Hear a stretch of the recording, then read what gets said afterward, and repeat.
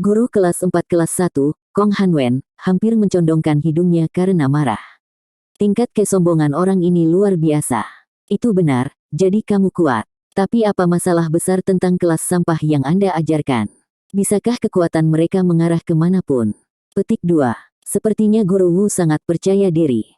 Kita akan lihat apa yang terjadi di atas panggung nanti. Dengan kata-kata sarkasme, Kong Hanwen memberi isyarat ke kelasnya sendiri dan bergerak ke arah mereka. Bibir Wu Zhangkong bergerak sedikit, dan Tang Wulin, yang berdiri di sampingnya, samar-samar menangkap kata-katanya. Guru Wu sepertinya telah mengatakan sesuatu yang tidak menyenangkan. Pada saat ini, Direktur Long Hengsu berjalan menuju platform turnamen. Turnamen promosi kelas hari ini telah dimulai. Kita mulai dengan pertandingan antara kelas 5 dari kelas 1 dan kelas 4 kelas 1. Guru Wu Zhangkong, sudahkah Anda mengonfirmasi jumlah peserta dari kelas Anda? Petik 2. Turnamen promosi kelas untuk kelas yang lebih rendah biasanya tidak sepopuler itu.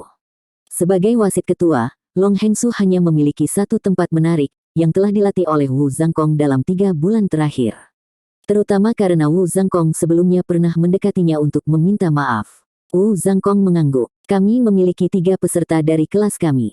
Long Hengsu berbalik ke arah guru kelas 4, Kong Hanwen. Kelas 5 ada 3 peserta. Guru Kong, Anda punya waktu 5 menit untuk memilih peserta Anda. Petik 2. Kong Hanwen telah berubah dari wajah menyeringai yang sebelumnya dia tunjukkan di depan Wu Zhangkong dan berkomentar dengan jijik, untuk bersaing dengan kelas 5, siapapun dari kelas 4 kami sudah cukup baik.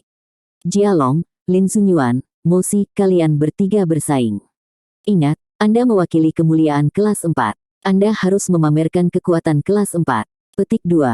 Wu Zhangkong hanya melambaikan tangannya. Tang Wulin, Xie, dan Gu Yue naik ke panggung turnamen. Long Hengsu melihat ke arah Wu Zhangkong dengan ekspresi aneh. Secara umum, kelas 5 secara keseluruhan lemah dalam kekuatan, dan seharusnya mengajukan jumlah peserta seminimal mungkin. Sementara dia memilih 2 siswa terbaiknya, dia memilih total 3 untuk bersaing. Mungkinkah kekuatan kelas 5 secara keseluruhan telah diperkuat di bawah pelatihan Wu Zhangkong? Di antara 3 peserta kelas 4, Jia Long berada di posisi terdepan. Dia tidak terlalu tinggi, tapi dia gagah dan tampak kokoh. Lin Xunyuan adalah seorang remaja bertubuh serabut dan tampak lemah. Mo Si bertubuh sedang dan memiliki ekspresi bersemangat di wajahnya. Tang Wulin berada di posisi terdepan di ujungnya.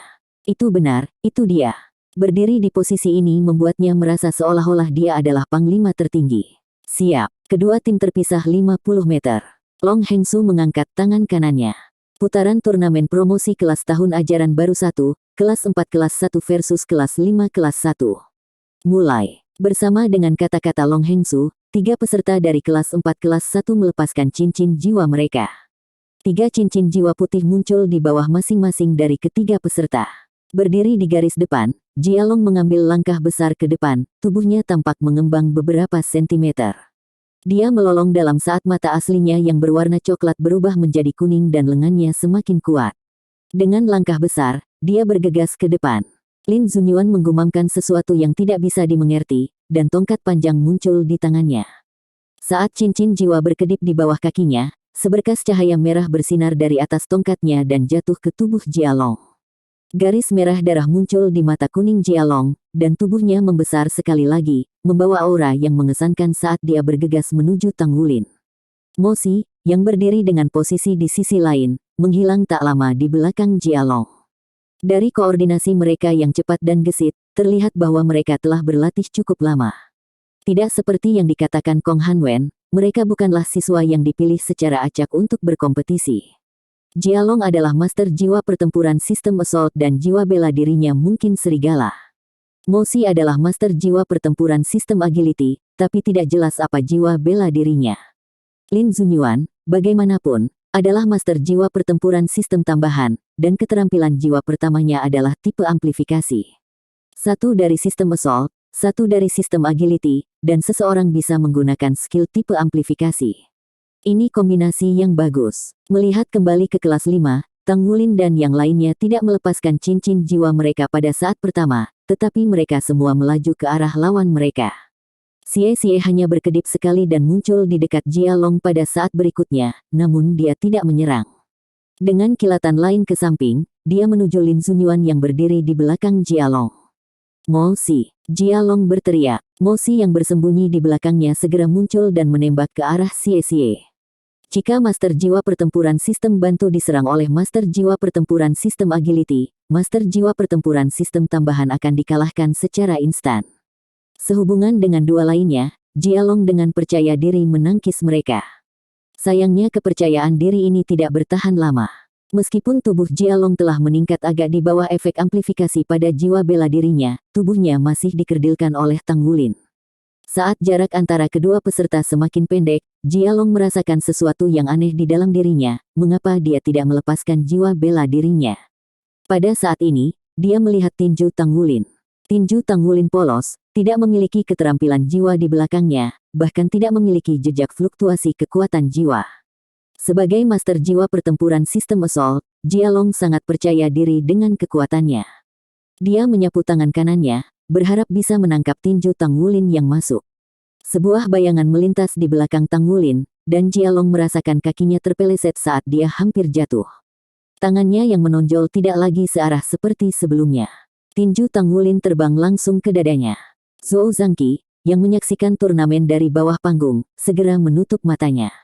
Pemandangan Jia Long ditinju mengingatkannya pada pertemuan pertamanya dengan Tang Wulin saat dia ditinju keluar jendela.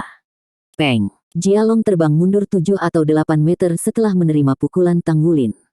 Pohon anggur biru akhirnya merayap keluar pada tahap akhir ini, tetapi lenyap saat berikutnya.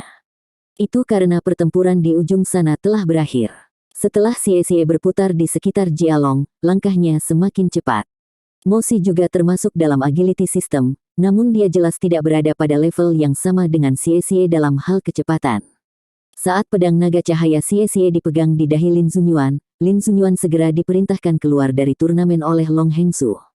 Selanjutnya, dengan memutar tubuhnya, Xie Xie berdiri di depan Mo Si. Jiwa bela diri Mo Si adalah pedang pendek, mirip dengan belati naga cahaya Xie Xie, kecuali bahwa kekuatan jiwanya hanya berada di peringkat 13. Ini adalah pertandingan tanpa elemen ketegangan. Senjata mereka hanya bertabrakan satu kali sebelum Xie Xie muncul di belakang Mo Si, belati naga cahaya miliknya mengancam leher Mo Si. Tidak sampai saat itu ketiga peserta dari kelas 5 kelas 1 melepaskan jiwa bela diri mereka. Putih, kuning, kuning. 1 cincin jiwa 10 tahun, dan 200 tahun. Jiwa, cincin. Kong Hanwen terpesona saat menyaksikan pertandingan tersebut. Itu hanya berlangsung 10 detik dari awal hingga akhir. Apakah itu bahkan 10 detik? Dia cenderung bertanya pada Long Hengsu, yang berada di atas panggung, jika tim yang dia hadapi benar-benar dari kelas 5 kelas 1, dan bukan dari kelas 1 kelas 1. Xie Xie mencibir sedikit, ekspresinya menunjukkan bahwa dia tidak puas ketika dia kembali ke sisi Tang Wulin dan mereka saling bertepuk tangan. Saat itulah orang-orang di kelas 5 kelas 1 mulai bersorak. Oh, tidak, mereka sekarang kelas 4 di kelas 1. Kelas 5 kelas 1 menang, tapi sebelum turnamen ini berakhir, mereka akan tetap sebagai kelas 5. Pengorganisasian kembali kelas akan dilanjutkan pada akhir turnamen promosi kelas. Besok, kamu akan bersaing dengan kelas 3 kelas 1. Petik 2. Pertandingan ini bahkan tidak bisa dianggap sebagai steamrolling, karena tidak ada steamrolling sama sekali. Seluruh pertandingan telah berlangsung dengan santai, sedemikian rupa sehingga Tang Wulin dan Gu Yue bahkan tidak perlu menggunakan kekuatan jiwa mereka untuk mengalahkan lawan mereka.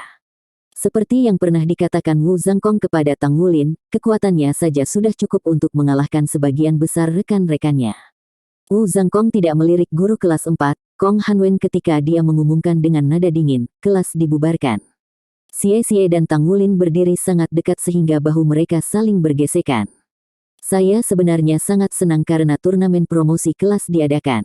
Kami dibebaskan dari pelatihan khusus malam hari. Untuk menjaga kondisi fisik dan tenaga, para peserta diberi izin untuk absen dari kelas pelatihan khusus mereka. Itulah penyebab seruan Xie Xie. Long Hengsu berjalan menuruni panggung saat ini dan melihat ke arah trio dengan ekspresi yang agak terkejut. Dia telah mengatur alokasi Xie Xie ke kelas 5 kelas 1 mengingat pertarungan sebelumnya yang telah terjadi. Dengan bakat Xie Xie, seharusnya tidak ada keraguan untuk alokasinya ke kelas 1. Namun, keluarganya telah mencari bantuan Long Hengsu. Mereka berharap memberi Xie Xie lebih banyak kesempatan untuk mengasah dirinya sendiri, jadi dia akhirnya ditempatkan di kelas 5. Pada saat itu, Long Hengsu memiliki banyak pemikiran di benaknya. Kelas 5 adalah kelas terburuk di akademi, dan berada di bawah tekanan terbesar di kelas-kelas kelas 1. Apalagi Wu Zhangkong telah dipindahkan ke kelas mereka. Terlepas dari kenyataan bahwa pangeran tampan yang sangat sombong ini tidak disukai oleh administrasi akademi, tidak dapat disangkal bahwa dia memiliki kekuatan dan kemampuan mengajar yang sangat baik. Dia mengambil analisisnya satu langkah lebih jauh. Dengan Xie yang berbakat di kelas 5, semua kelas lainnya berada di bawah tekanan yang lebih besar di turnamen promosi kelas. Dengan situasi seperti ini, seluruh siswa kelas 1 jauh lebih termotivasi untuk belajar dan berkembang. Tindakan ini memiliki banyak manfaat, dan itulah mengapa bakat seperti Xie dialokasikan ke kelas 5. Tampaknya sekarang, bagaimanapun, daya saing kelas 5 telah jauh melebihi apa yang dia harapkan sebelumnya. Dia penasaran mengapa Wu Zhangkong memilih Tang Wulin untuk berpartisipasi dalam turnamen promosi kelas ini. Dia ingat dengan jelas bahwa jiwa bela diri Tang Wulin adalah rumput Blue Silver. Adapun gadis itu, dia mungkin adalah siswa yang Wu Zhangkong rela akui kesalahannya. Meskipun dia tidak memiliki kesempatan untuk menyaksikan kemampuan aslinya, kepemilikan cincin jiwa 100 tahun miliknya memberikan penjelasan yang cukup. Kombinasi peserta kelas 5 ini hanyalah salah satu yang bertentangan dengan kehendak surga. Bahkan para pesaing dari kelas 1 akan kesulitan untuk mengalahkan mereka. Jika selama turnamen promosi kelas-kelas yang lebih rendah menang berturut-turut, maka itu akan menjadi berita buruk, terutama untuk Long Hengsu yang bertanggung jawab atas alokasi siswa baru. Artinya, jatah mahasiswa barunya dilakukan dengan alasan yang tidak adil. Dia merasa menyesal karena menyetujui permintaan Wu Zhangkong untuk membiarkan Gu Yue masuk kelas 5. Ayo keluar dan bermain, bagaimana dengan itu? Xie berbisik ke telinga Tang Wulin. Tang Wulin menggelengkan kepalanya. Saya tidak merasa seperti itu. Waktu makan di ruang makan dimulai. Petik 2. Xie menatap kosong. Satu-satunya pikiran di otakmu adalah makan. Tang Wulin menjawab dengan agak marah, jika aku tidak makan, aku akan lapar. Xie menjawab, baiklah, aku akan mentraktirmu jika kamu menemaniku keluar. Bagaimana kedengarannya? Hari-hari ini terjebak dalam akademi yang membunuhku. Petik 2. Administrasi Issea Academy tidak terlalu ketat karena Issea City adalah kota yang makmur dengan keamanan yang baik. Baik, mendengar bahwa Xie akan mentraktirnya makanan, Tang Wulin langsung menyetujui permintaannya. Kenyataannya, dia ingin menyelesaikan tugas yang telah dia kumpulkan dari Asosiasi Pandai Besi seminggu yang lalu. Tugas penempaan peringkat kedua bisa memberi Tang Wulin remunerasi 10.000 hingga 30.000 koin federasi. Dalam beberapa bulan terakhir, dia telah mengumpulkan total 100.000 koin federasi. Baginya, ini adalah jumlah uang yang sangat besar. Jika dia melanjutkan dengan kecepatan ini, dia yakin bahwa pada saat dia membutuhkan dering kedua, dia akan mengumpulkan cukup banyak koin untuk jiwa roh 100 tahun. Jiwa roh 100 tahun dapat memberikan 2 keterampilan jiwa, dan itu juga berarti bahwa dia dapat memberikan 2 cincin jiwa. Ini saja sangat penting bagi Tang Wulin. Aku pergi juga. Gu Yue tanpa sadar muncul di samping mereka. Xie berbicara dengan wajah jijik, aku tidak membawa gadis keluar untuk bermain. Gu Yue bersenandung dingin dan melihat ke arah Tang Wulin. Apakah kamu akan pergi dengan dia, atau denganku? Xie menjawab dengan arogan, bukankah sudah jelas? Kami teman sekamar dan teman, bagaimana denganmu? Petik 2. Gu Yue menganggukkan kepalanya, lalu tiba-tiba berbalik ke arah Wu Zhangkong dan pergi, berteriak, Guru Wu, kurasa koordinasi tim kita belum cukup kuat. Kita harus berlatih lebih banyak. Petik 2. Hei, dengan sekejap, Xie muncul di depannya. Dia mengangkat tangannya untuk menutupi mulutnya. Tubuh Gu Yue bersinar dengan cahaya perak saat dia bergeser 2 meter ke samping ke sisi Tang Wulin. Dengan tawa dingin dia berkata, apakah kamu mulai bertengkar denganku? Xie menjawab dengan wajah kekalahan, baiklah, baiklah. Jika kamu mau, ikutlah. Petik 2. Dia benar-benar tidak menyimpan dendam terhadap Gu Yue.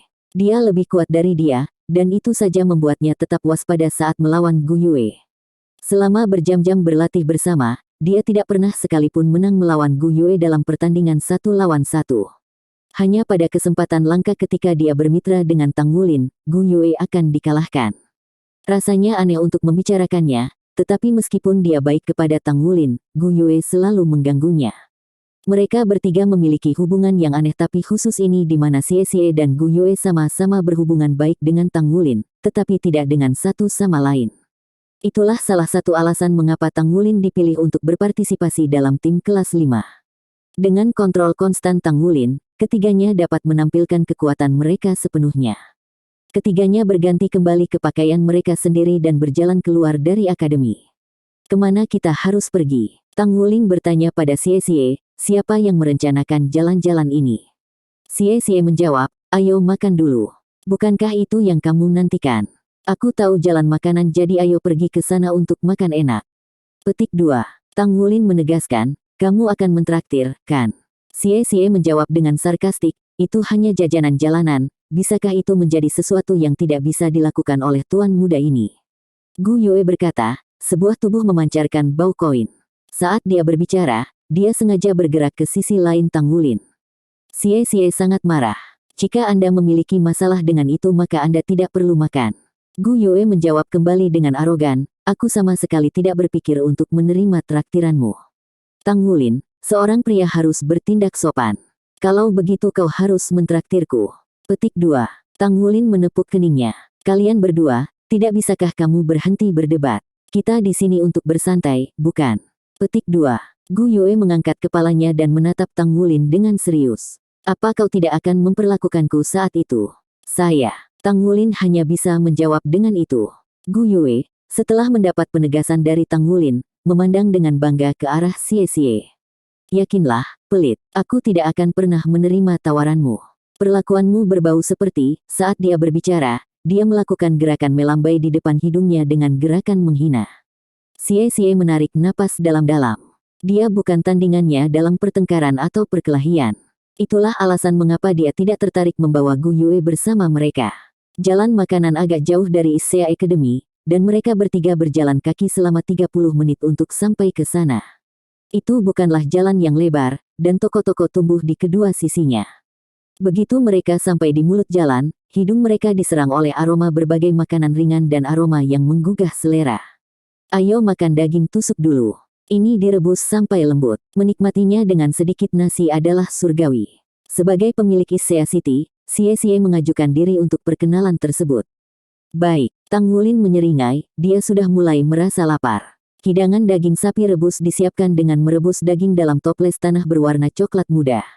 Setelah daging dibersihkan, ditambahkan irisan bawang bombay dan jahe ke dalamnya. Toples digunakan untuk menahan kelembapan dan mempertahankan rasa selama proses merebus. Segera setelah daging berubah warna, 10 atau lebih jenis bumbu yang berbeda ditaburkan ke dalam toples sebelum proses perebusan yang lama dimulai. Daging kemudian akan menjadi lembut dan empuk, dan rasa bumbu akan berpadu dengan baik dengan daging. Ini adalah hidangan terkenal di kota Issea. Toko itu berukuran kecil, dan meja masak terletak di luar toko. Ada 100 api kecil, dan di atas meja ada toples tanah berisi daging sapi rebus yang gurih. Uap yang keluar dari toples ini menyebabkan getaran kecil pada tutupnya. Suara dengungan lembut menggema dari toples saat aroma manis dan menyengat memikat orang yang lewat di jalan. Di dalam toko, hanya ada 5 meja persegi berukuran sedang. Dengan hunian maksimal 20 pelanggan, setengah dari toko sudah terisi saat ini. Sekarang sudah pertengahan musim gugur dan suhu menurun seiring dengan berlalunya waktu. Pintu masuk menyambut pelanggan dengan pancaran kehangatan dan aroma daging sapi rebus. Ini adalah perasaan yang nyaman untuk dialami. Gu Yue menunjukkan ekspresi kaget pada Xie Xie. Aku terkejut tuan muda kaya sepertimu makan di toko pinggir jalan. Xie Xie tidak repot-repot berdebat dengannya kali ini. Daging rebus dari toko ini dulunya adalah favorit ibu saya, dan saya kadang-kadang pergi ke sini.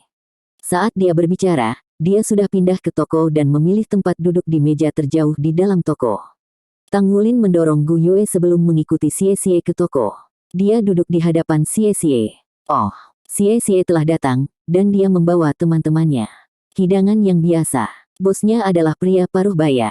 Dia memiliki celemek bernoda minyak yang diikat di pinggangnya dan seringai lebar di wajahnya. Paman Li, terima kasih. Xie Xie menyeringai kembali saat dia mengucapkan terima kasih.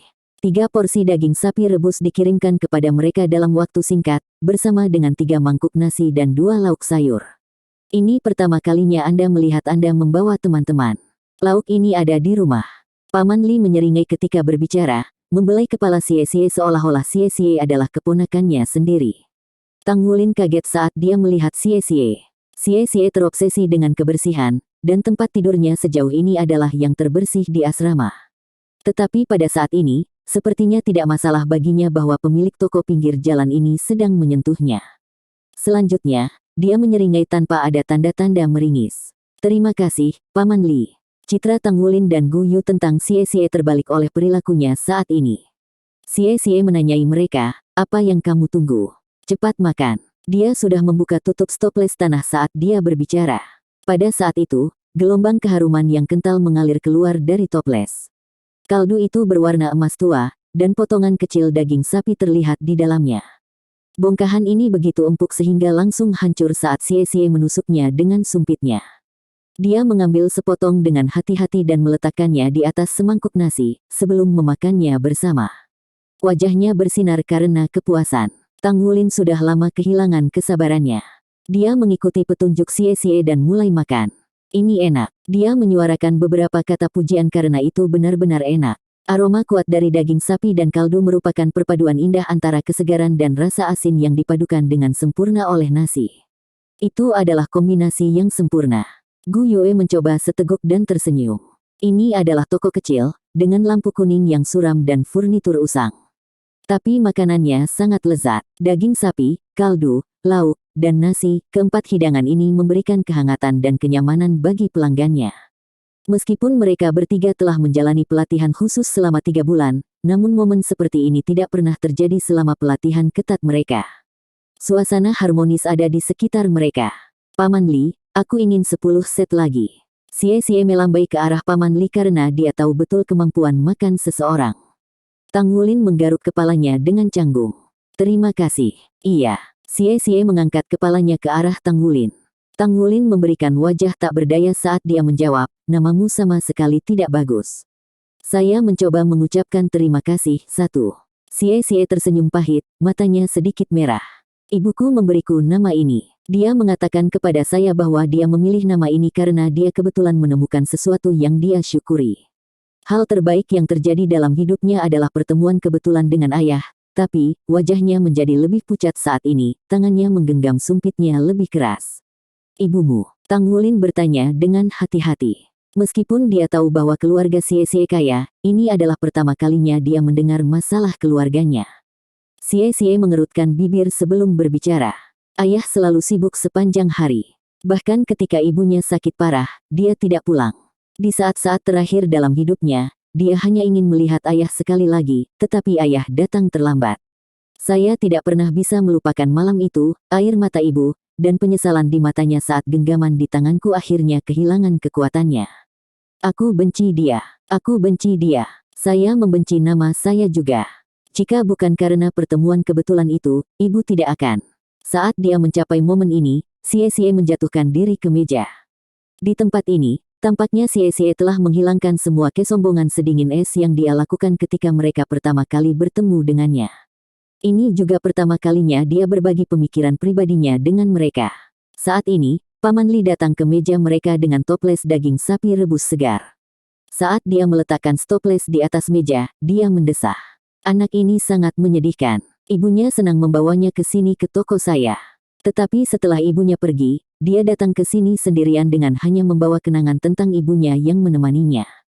Anda tidak bisa menyalahkan dia untuk itu.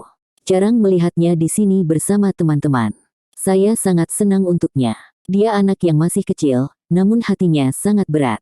Tolong bantu dia jika Anda bisa. Sungguh mengerikan. Petik 2. Tang Wulin menepuk punggung Xie dengan ringan. Gu Yue, bagaimanapun, duduk di posisi yang sama, menatap ke depan pada Xie yang menangis. Matanya sepertinya dipenuhi sesuatu. Hei, jangan menangis. Aku akan menarik kembali kata-kataku dan membiarkanmu memperlakukanku hari ini. Gu Yue menendang Xie. Xie mengangkat kepalanya dan menyeka air matanya dengan lengan bajunya. Bukankah aku berbau-bau uang? Gu Yue meringkuk bibirnya sebelum berkomentar, jadi bocah ini suka menyimpan dendam. Xie membalas dengan keras, kami lahir di tahun yang sama dan kamu bahkan beberapa bulan lebih muda dariku. Jika saya anak nakal, apa kamu? Gadis nakal. Petik 2. Gu Yue membuka toples tanah baru dan menundukkan kepalanya untuk memakannya. Dia berbicara sambil makan, saya tidak akan bertengkar dengan seseorang yang baru saja menangis. Saat ketiganya meninggalkan toko daging rebus, Paman Li menatap sosok mereka dan menghela nafas. Anak-anak zaman sekarang memiliki nafsu makan yang besar. Makanan daging sapi rebus tidak hanya membuat Tang Wulin dan teman-temannya kehangatan, tetapi tanpa sadar telah merajut ikatan yang kuat di antara ketiganya.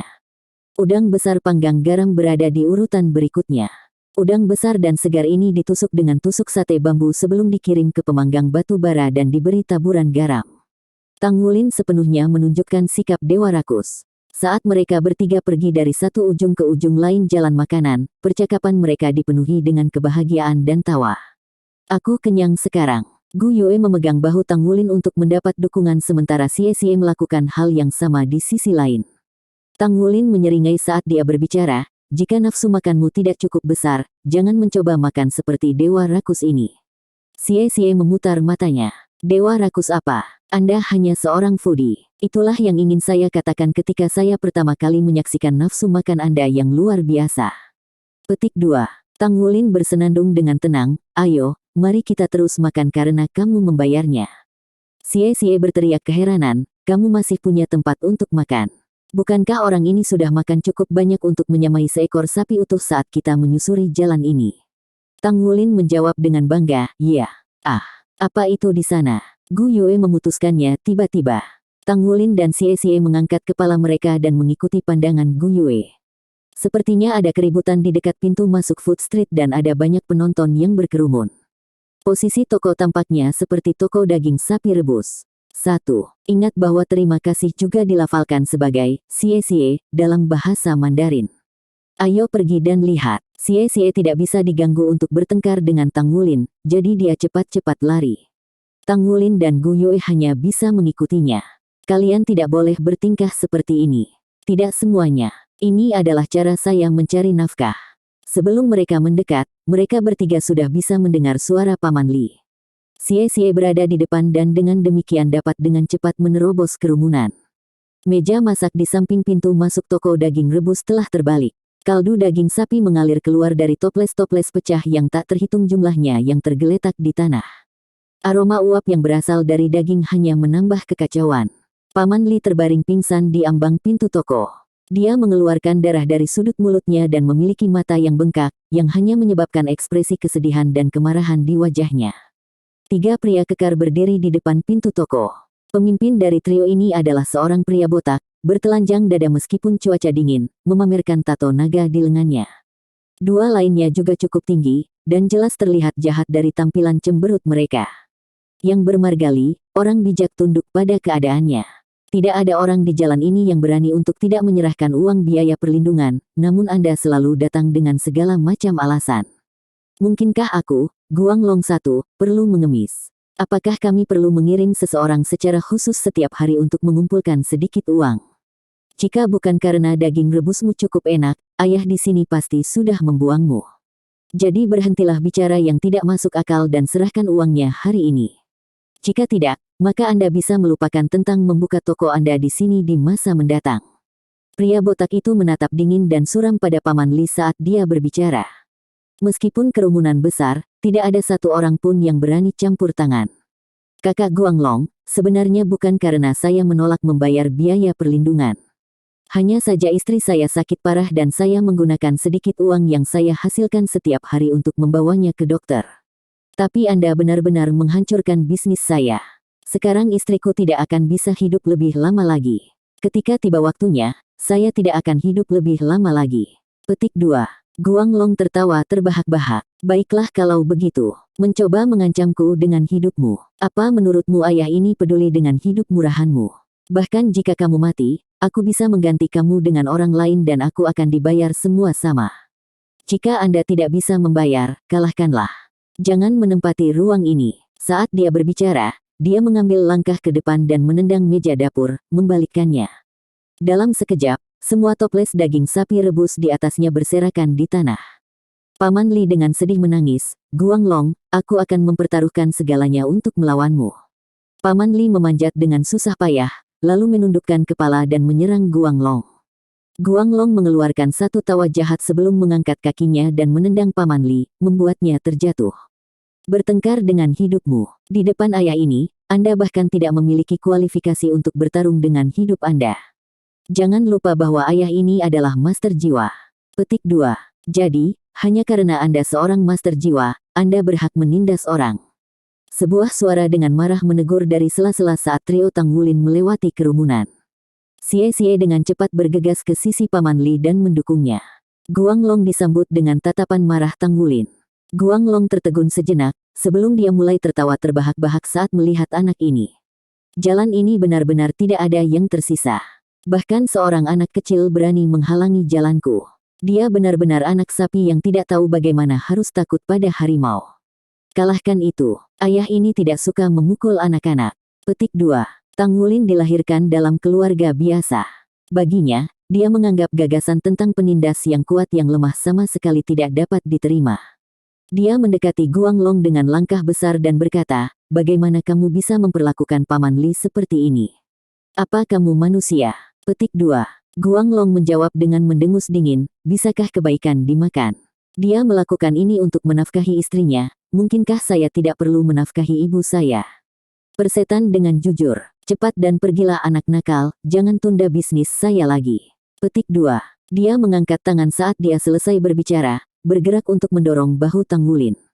Sebuah cahaya melintas di mata Tang Wulin saat dia dengan ganas melemparkan pukulan ke telapak tangan yang mendekat. Dengan ledakan, Guang Long dikirim kembali secara mengejutkan. Tang Wulin, bagaimanapun, juga tertegun. Orang ini telah tertangkap basah, namun dia mampu mengendalikan tubuhnya. Kekuatannya pasti tidak lemah. Petik 2. Baiklah, nak. Sepertinya kamu benar-benar memiliki kekuatan. Guang Long merentangkan telapak tangannya yang besar sekali lagi, tetapi kali ini, dia bertujuan untuk meraih bahu Tang Wulin. Tato naga di lengan berototnya menjadi kencang, menunjukkan penampilan yang garang. Titik terkuat Tang Wulin bukanlah jiwa bela dirinya, tetapi kekuatannya. Dia mengangkat tinjunya lagi dan mengiring pukulan lagi. Suara teredam lain terdengar, tetapi kali ini, Tang Wulin lah yang mundur. Dia merasa seolah-olah telapak tangan Guang Long seperti tembaga cor, dan bahkan dengan kekuatannya yang menakjubkan, dia masih dirugikan. Tang Wulin didorong mundur 2 langkah. Guang Long juga ketakutan. Dia sudah memberikan sedikit kekuatan pada genggamannya barusan, namun kekuatan di balik pukulan anak itu benar-benar mampu membuatnya gemetar dan kehilangan pegangannya. "Bagus, nak. Kekuatanmu bukan apa-apa untuk ditertawakan." Guang Long maju selangkah lagi dan berusaha meraih Tang Wulin sekali lagi. Tepat pada saat itu, seutas rumput Blue Silver ditembakkan dari tangan kanan Tang Wulin dan dalam sekejap mata, bin digunakan pada Guang Long. Tanah tiba-tiba menjadi lunak di bawah kaki Guang Long dan dia merasa seolah-olah sedang tenggelam ke dalam tanah. Dia tidak dapat mengerahkan kekuatannya sama sekali. Kemudian sesosok tubuh membumbung tinggi ke langit ke arahnya dan mendarat, kakinya tergantung di bahunya. Tiba-tiba, belati muncul di lehernya, mengancamnya.